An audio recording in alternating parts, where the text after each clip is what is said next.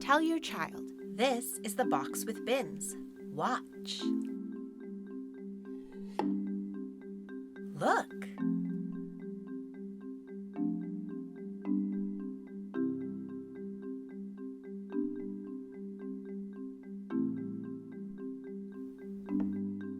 I took the circle out of the bin.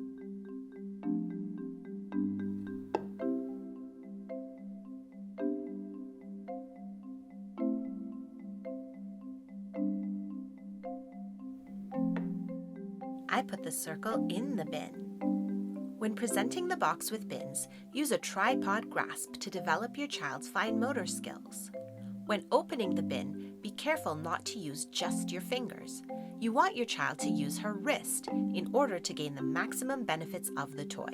Look!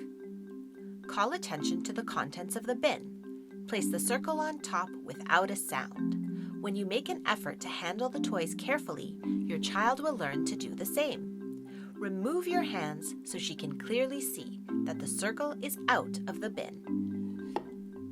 Replace the circle and repeat. Then invite your child to play. Start with just one circle in each bin. After your child has had some practice with the toy, introduce the remaining circles. Later, remove all the circles and put other objects in the bins, like a pine cone, a shell, a large rock, and other treasures. This will keep your child curious and promote repetition. When using the box with bins, your child should be standing and the toy should be at her shoulder height.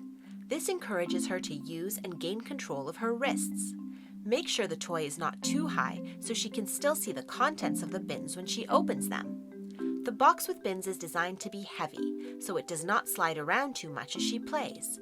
Unlike her other toys, it's not meant to be kept on the toy shelf for her to pick up and carry. A good spot for the box with bins may be a low windowsill or a high shelf or stool that is safely bolted to the wall.